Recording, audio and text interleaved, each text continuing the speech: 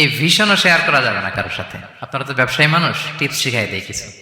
প্রথম লেসন হচ্ছে সূরাত ইউসুফ থেকে যে স্বপ্ন কারোর সাথে শেয়ার করতে নেই। স্বপ্ন যেটা মানুষ ঘুমিয়ে ঘুমিয়ে দেখে। প্রথম কথা হচ্ছে যে আয়াতটা দিয়ে শুরু করেছি, আল্লাহ তাআলা বলছেন নাহনু নাকুসু আলাইকা আহসানাল কসসি বিমা আওহাইনা ইলাইকা হাযাল কুরআন ওয়া ইন কুনতা মিন ক্বাবলিহি লামিনাল গাফিলিন। নবী হে, আমি কোরআন থেকে ওহির মাধ্যমে, ওহি হচ্ছে সিক্রেট মেসেজ, এই সিক্রেট মেসেজের মাধ্যমে আপনাকে সবচাইতে শ্রেষ্ঠতম একটা গল্প শোনাচ্ছি। সূরা ইউসুফ হচ্ছে কোরআনের সবচাইতে শ্রেষ্ঠতম গল্প। এই পৃথিবীতে যত গল্প হতে পারে, আপনারা রবীন্দ্রনাথ পড়েছেন, আপনারা বঙ্কিমচন্দ্র চট্টোপাধ্যায় পড়েছেন, আপনারা কেউ শেক্সপিয়ার পড়েছেন, আপনারা গোটা বিশ্বের বড় বড় সাহিত্যিকদের বই পড়েছেন। যত সাহিত্য হতে পারে, যত স্টোরি হতে পারে, যত গল্প হতে পারে, এমনকি কোরআনের অন্যান্য গল্পগুলোর চেয়েও এটা শ্রেষ্ঠ, অনন্য, অনবদ্য, আনপ্যারালাল। একটা গল্প যে কত নান্দনিক হতে পারে, একটা গল্প কত জীবন্ত হয়ে মানুষের চোখে ধরা পড়তে পারে, সেটা আল্লাহ তাআলা শব্দের, আরবি শব্দের বুননে, ভাষার প্রাঞ্জলতা এই সূরাতে ফুটিয়ে তুলেছেন। এত সুন্দর একটা গল্প আল্লাহ তাআলা বলছেন আহসানুল কাসাস, মানে সবচাইতে শ্রেষ্ঠ গল্প নবী হে আপনাকে শোনাচ্ছি। গল্পকে আরবিতে বলে কিসসা, এর প্লুরাল হচ্ছে কসস। তো কিসসা বললেই মনে করবেন না যে এটা খারাপ জিনিস। অনেকে বলে আরে উনি তো কোরআন হাদিস দিয়ে কিছু বলে না, খালি কিচ্ছা বলে। কিসসা কিন্তু কোরআনে এসেছে, অনেক নবীর কসস কোরআনে এসেছে।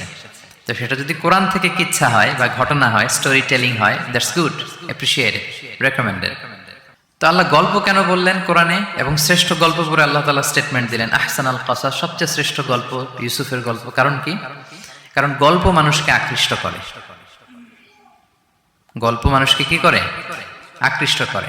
অনেক সময় দেখা যায় যে আমরা যখন তাত্ত্বিক কথা বলি, মানুষ হাই তোলে, কেউ এদিক সেদিক তাকায়, একটা ঝিমুনি ঝিমুনি ভাব। কিন্তু যখন ঘটনা বলি, একটা গল্প যখন শুরু করি, তখন একেবারে নড়ে চড়ে বসে সবাই, মানে কি হইলো দেখি, শেষ পর্যন্ত কোথায় যে ঠেকে। তো এই জন্য আল্লাহ তাআলা মাঝে মাঝে আমাদেরকে গল্প শুনিয়েছেন। ইহুদিদের কাছ থেকে, মদিনা ইহুদিদের কাছ থেকে একটা প্রশ্ন শিখে আসছিল কুরাইশরা। ওই প্রশ্নটা রাসূল সাল্লাল্লাহু আলাইহি ওয়াসাল্লাম করেছিল যে বনি ইসরাইলের, হে মুহাম্মদ, বনি ইসরাইলের লোকেরা তো থাকতো কানাআনে, মানে প্যালেস্টাইনে, তো বনি ইসরাইল মিশরে আসলো কিভাবে? তুমি যদি সত্য নবী হও বলো। আবার কেউ কেউ বলেছিল যে ইউসুফ আলাইহিস সালাম, ইয়াকুব আলাইহিস সালাম, ওনারা থাকতো প্যালেস্টাইনে, ওনারা মিশরে আসলো কি করে বলো। আবার সাহাবারা মাঝে মাঝে মক্কায় বলতেন, ইয়া রাসূলুল্লাহ, শুধু জান্নাত জাহান্নামের আয়াত, আখিরাতের আয়াত, তাওহীদ শিরকের আয়াত, এগুলো আমাদেরকে বলা হয়, কোনো ঘটনা কোরআনে বলা হয় না কেন? আমাদেরকে যদি একটা ঘটনা শোনাতেন আমরা ইন্সপায়ার্ড হতাম। এই চাহিদা, এই প্রশ্নগুলোর আলোকে আল্লাহ তাআলা অ্যানসার হিসেবে সূরা ইউসুফকে নাজিল করেছেন। তাহলে শোনো, আহসানুল কসাস, একটা গল্প কত মাধুর্যময় হতে পারে শোনো। এবং এর মধ্যে দিয়ে আল্লাহ তাআলা বলেছেন বনি ইসরাইল কিভাবে প্যালেস্টাইন থেকে ইজিপ্টে মাইগ্রেট করলেন।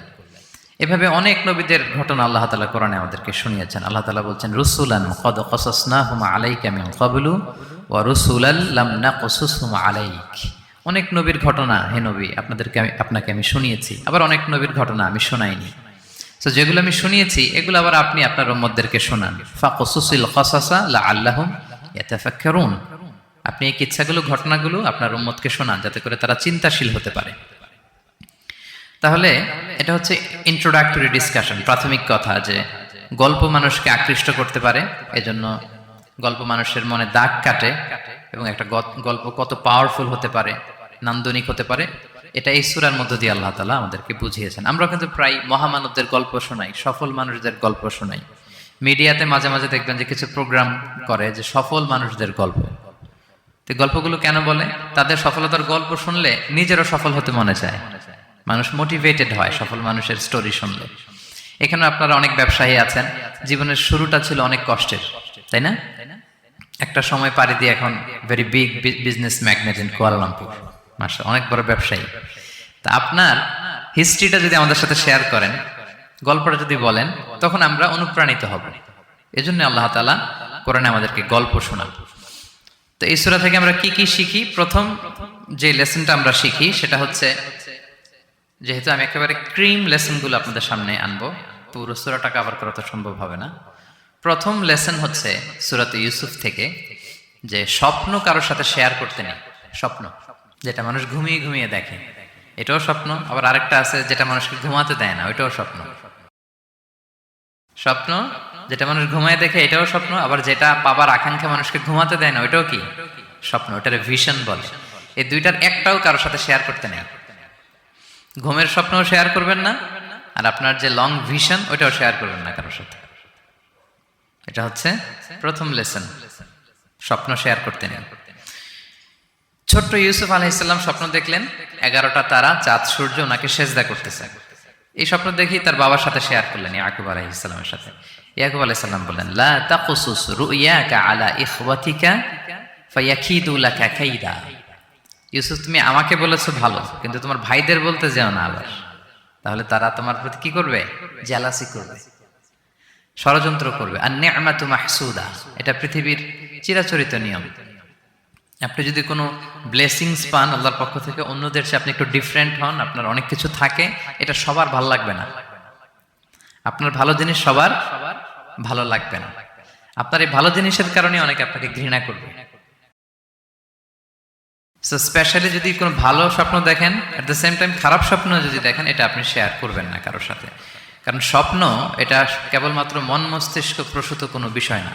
মুমিন জীবনে এটা অনেক অর্থবহ। মাঝে মাঝে স্বপ্নের মাধ্যমে আল্লাহ মানুষকে বার্তা দেয়, ইলহাম পাঠায় স্বপ্নের মধ্য দিয়ে।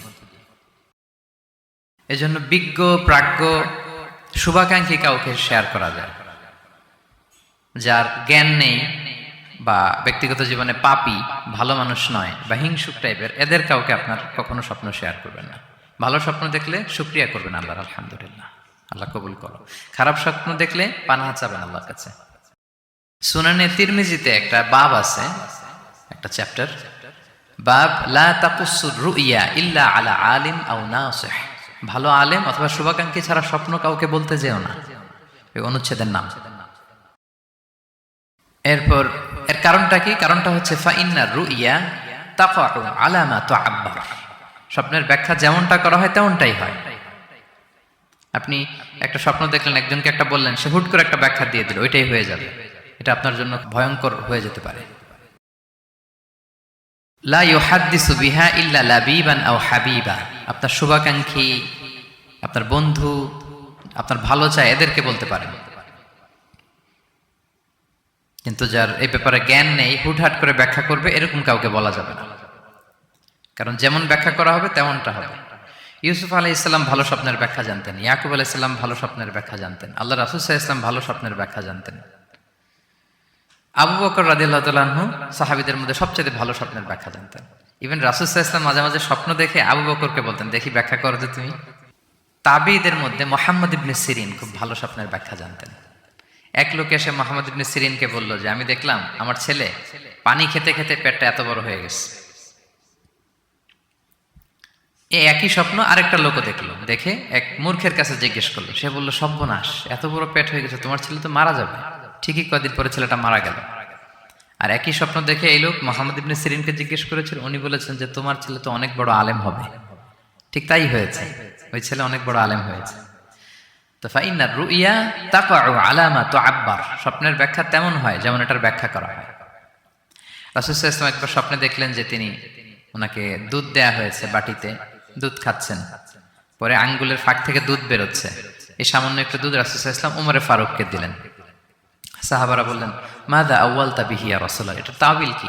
তখন বললেন, আউয়ালতু বিহি আল ইলম, এটা দিয়ে আমি জ্ঞান বুঝিয়েছি। মানে উমরে ফারুকের আল্লাহ তাআলা অনেক জ্ঞান দিবে। স্বপ্নে কেউ দুধ খাচ্ছেন, এটা আপনার জ্ঞানের প্রতীক। রাসূল সাল্লাল্লাহু আলাইহি ওয়াসাল্লাম স্বপ্নে দেখলেন লোকজন দাঁড়ানো, কারো গায়ের জামা এতটুকু, কারো এতটুকু, কারো হাঁটু পর্যন্ত, আর উমরে ফারুক জামা একেবারে টেনে হিচড়ে যাচ্ছে। তো সাহাবারা বললেন, মাযা আউয়ালতু বিহি ইয়া রাসূলুল্লাহ, এই স্বপ্নের তাওয়িল কি, ব্যাখ্যা কি? রাসূল সাল্লাল্লাহু আলাইহি ওয়াসাল্লাম বললেন, আউয়ালতু বিহি আদ-দীন আত-তাকওয়া, এটা দ্বারা আমি দিনদারি বুঝিয়েছি। মানে উমরে ফারুকের দিনদারি অনেক বেশি। স্বপ্নে কেউ ছোট জামা দেখলে তার দিনদারি কমতেছে, এটার একটা আলামত। তো এই জন্য হুট করে স্বপ্নের কথা কাউকে শেয়ার করতে নেই। রাসূল সাল্লাল্লাহু আলাইহি ওয়াসাল্লাম ফজরের সালাতের পরে মসজিদে নববীতে সালাম ফিরিয়ে সাহাবাদের দিকে মুখ ফিরিয়ে বসতেন, তাসবিহ পড়তেন। এরপর জিজ্ঞেস করতেন, হাল রাআ আহাদুম মিনকুম আল বারিহাতা রুইয়া, গত রাতে কেউ কোনো স্বপ্ন টপ্ন দেখেছে নাকি? তো তখন সাহাবারা এই স্বপ্ন বলতেন, রাসূল সাল্লাল্লাহু আলাইহি ওয়াসাল্লাম ব্যাখ্যা করতেন। সুবহানাল্লাহ, কত সৌভাগ্যবান ছিলেন তারা। তাহলে স্বপ্ন বলা যাবে নাকি কাউকে? শুধু মুরাদ ভাই বলবে না, বাকিরা বলবে?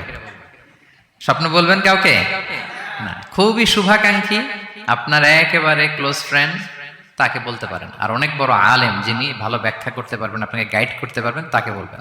এছাড়া বলা যাবে না। আর খারাপ স্বপ্ন তো বলাই যাবে, আল্লাহ তাআলার কাছে পানা চাইতে হবে। তাহলে ঘুমিয়ে ঘুমিয়ে যেটা দেখি এটা কারোর কাছে বলা যাবে না।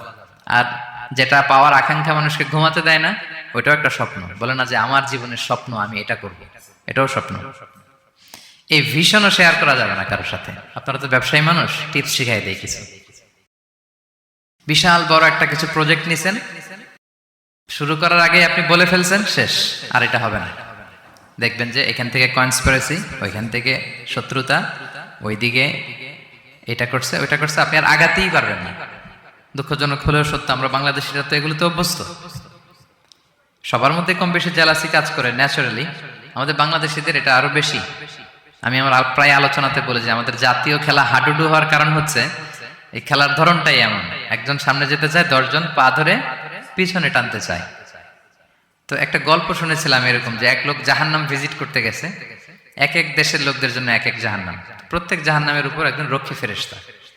তো দেখতেছে যে একটা জাহান্নামের আশেপাশে কোনো রক্ষী ফেরেশতা নেই। তো বললো যে সব জাহান্নামের উপরে রক্ষী ফেরেশতা যাতে বেরোতে না পারে কেউ, এই জাহান্নামের কোনো রক্ষী ফেরেশতা নাই কেন? এটা কোন দেশের? বলতেছে এটা বাংলাদেশের জাহান্নাম। কেউ যদি কোনো রকম বের হইতে চায়, বাকিরা টেনে আবার ঢুকায় ফেলবে, বেরোয়া যাবে না এখান থেকে। তো এটা নাকি বাংলাদেশের জাহান্নাম। এটা জাস্ট একটা মজার ছলে গল্প করলাম আর কি। তা আপনি আপনার ভিশন শেয়ার করলে বিপদে পড়ে যাবেন। আপনি প্রপার হোমওয়ার্ক করবেন, গ্রাউন্ড ওয়ার্ক করবেন, কাউন্সিলিং করবেন, প্রজেক্ট দাঁড় করাবেন, লঞ্চিং প্রোগ্রামের দিন সবাইকে জানাবেন। সব রেডি, এবার আর কেউ কিছু করতে পারবেন, এটা দাঁড়ায় গেছে, সব রেডি আমার। লঞ্চিং জাস্ট একটা ফর্মালিটিস, তারপরে আমার কাজ শুরু হবে। কিন্তু আপনি আগেই যদি সবাইকে জানায় ফেলেন, হবে? এটা হবে না। এটা হচ্ছে 1 নম্বর লেসন, স্বপ্ন শেয়ার করতে নেই। এই লেসনটাকে ক্লিয়ার রে ভাই এবং বোনেরা?